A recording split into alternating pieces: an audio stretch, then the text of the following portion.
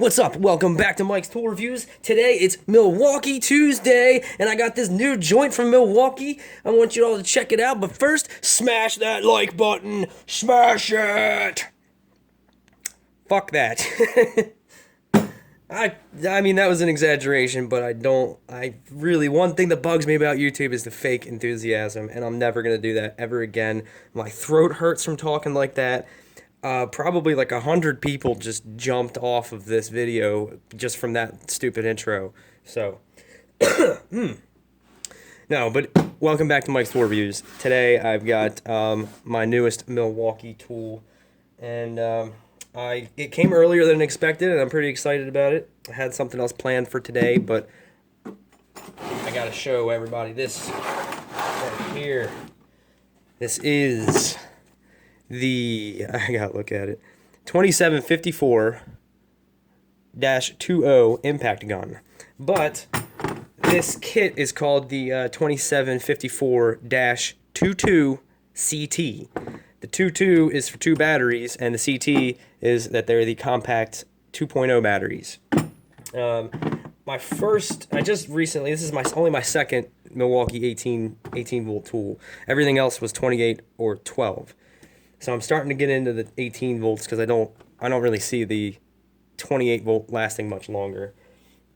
I decided to get the compact batteries because I bought this big bitch with the red lithium XE 5.0 batteries. So I figured I'd change it up a little bit and get a couple compact batteries to start this 18 volt adventure.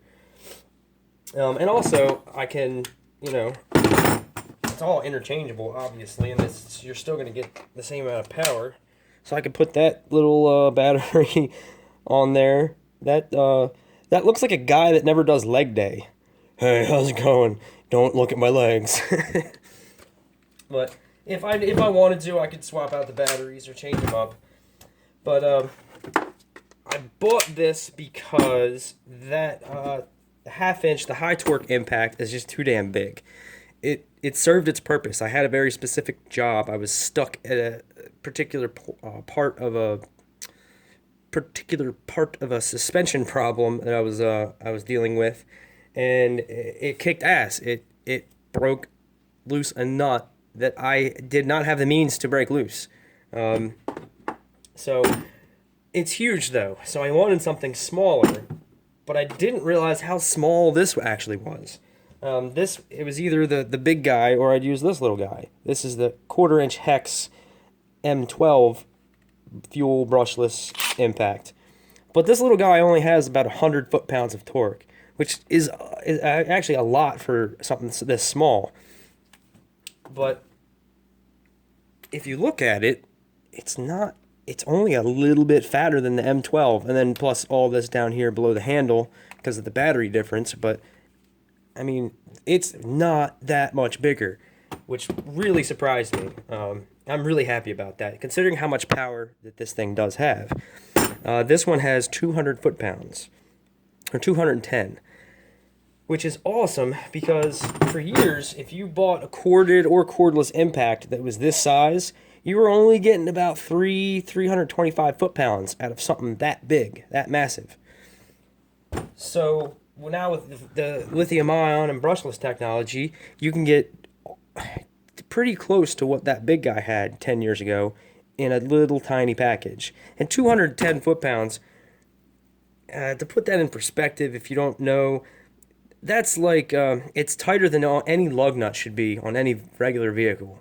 And even like really big, like 1-ton pickups, I think their lug nut specs are like 150. So you could break lug nuts loose, properly torqued lug nuts from an F350 with this thing. Theoretically, I don't know. I haven't tried this out in real world application. I'm not going to call this a review. I'm going to call this a first impression and unboxing because I really don't believe in the bullshit where somebody has something brand new like this and they pull it out and they're like, all right, now I'm going to do a review on it. No, it's not a review. You got to use the thing. You got to see where it shines and where its weaknesses are before you can actually review it. So I am going to come back to this. I just need to actually, I got to just go break something, so I have to fix it. But where this fits into my impact collection is, I showed you this. This is the 1/4-inch hex. So 99% of the time, that's what this guy looks like. But for small, small motor work, small things, small fasteners, I just pop the 1/4-inch adapter in there, and this thing does great. This is great for motorcycle work. I don't think I've ever used anything else. And you wouldn't need anything else on a motorcycle other than this. This is great.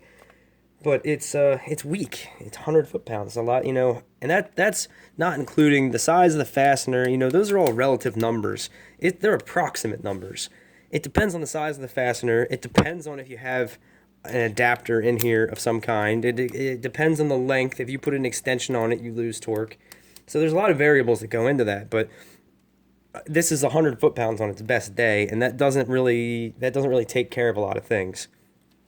And then I have this guy, which is great for suspension work and it's just the big tough shit. You got ball hitches for trailers, and removing stubborn nuts. That's where this thing is awesome. This one has 700 foot-pounds of torque, and then they quote it as having 1,100 foot-pounds of nut busting torque, which I guess means this cranked all the way down, you can achieve 700 foot-pounds in forward. But if the nut, due to rust, corrosion, maybe damage, if it required 1,100 foot-pounds to remove it, this is supposed to be able to do it. But my arm is already tired from holding this thing right now. So that's where this comes in, right there, the Goldilocks zone, right there in the middle, compact and a shitload of power.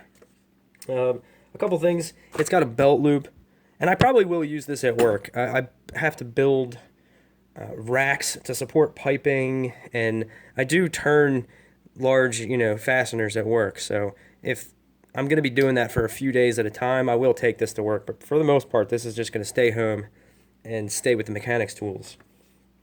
Like I said, it's really small. It's got a light on the front. This is 3/8 anvil with the friction ring, and it has 3 settings, which I should have done a little more research.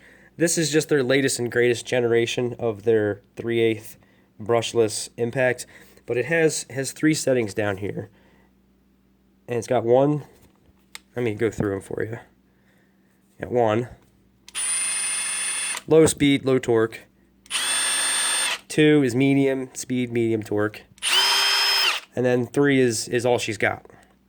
There's also a 4th setting, which just has a little picture of a little arrow going in a clockwise direction. I believe that's the surge technology. I have to go play with this thing to kind of figure out what that does. I believe, I know this comes in really handy on the 1/4-inch hex drives, where you would have a 5/16 bit and say like a metal self-tapper. And if you were running it into a piece of steel, it's going to spin high RPM until this feels the resistance of you drilling the hole with the self-tapper, and then it's actually got to cut the threads. So I believe it steps the power down when it feels the resistance, so you're not going balls out with it, and then all of a sudden it catches threads and you snap the head off that quick. So with these 18 volts, I know my coworkers that have this with the 1/4-inch hex, I see them have problems with, stripping things out sometimes, whereas I don't really have it with this because it's so little and weak. So I gotta play with that feature and really see if I'm ever gonna use it. I'm gonna really try to find good in it, but I'm experienced with power tools and a trigger finger, so I can meter this myself. I can control it well enough that I don't really need extra little computer parts in there telling me to slow it down a little bit. I'm okay. I'm good. Thanks, Milwaukee. I appreciate it, but I can handle this myself. But it comes with this hook. That's what I was saying. I will probably take it to work, which comes in handy at work while you're standing. If you're on the ground or underneath a car, or you got someplace to set it, it's not that big of a deal. I actually might take this off and put this on my drill because I lost the one for my drill. But that's about it. Something else I wanted to just show you is these two are brothers. They were separated, a few years ago at birth, and I've reunited them. So I wanted them to live in the same place. So I got bought just this Milwaukee bag, so I can keep both of them in there. And if I go help a friend with some mechanical work, I can just throw the big guy in there, the little guy. I can throw in some impact sockets, throw in a wrench, throw some of my basic shit in there, and then go. So I didn't really have a choice. They did sell this in a kit, and I kind of kicked myself for not buying the kit that includes these two power tools. But I didn't really, like I said, I didn't realize how big this was when I first got it, and that I was going to want the smaller one. So it's time now to do some shopping for some 3/8 impact sockets, because I have none. All my impacts are 1/2 inch. And I got an extra charger now, so that can stay on the shed. That'll charge my 18 volts and 12s out there, and then I'll keep a charger in here and keep all the batteries in here, So that's kind of my plan of what I'm going to do with this. These are both going to go with the mechanics tools, and hopefully someday soon I can get a bigger toolbox, and this can actually go inside the toolbox with the sockets and the rest of the 1/2 inch stuff. So I think that's about it. Here it does. This body does come in comes in 1/4 inch hex, 3/8 compact, and 1/2 inch. Oh, and then the 1/2 inch comes in either the hog ring or the pin detent model. So with this, the specs that I told you about this one and the way that this is set up, it comes with a couple different anvils on it. So you got a wide variety to pick from. But I'm psyched. I'm ready, to just go. I just want to go break something. I want a friend to call me up and tell me, hey, can you help me with an engine swap this weekend? I'll be like, fuck yeah, I'm ready, dude. But it's probably gonna sit for a little while. I really don't have any nut and bolt kind of projects going on anytime soon. But next time I do, I'll be ready. I'll probably use it for a year, and then I'll come back to both of these probably together in the same video at some point after really using them. I'm sure it's going to be a good review because I already like them, and I've already seen reviews of these where they've performed really well. So I'm gonna wrap this up. If you want to, you can click the like button. I've never asked for that. I did in the beginning of the video, but I want to see if that actually makes a difference. If you ask people to like the video, because I think it's kind of hacky. I don't know. If I don't like it when people ask me to hit the like button. If I like the video, then I'll fucking click the like button. So, all right, I'm gonna wrap this up. As always, till next time. Thanks for watching.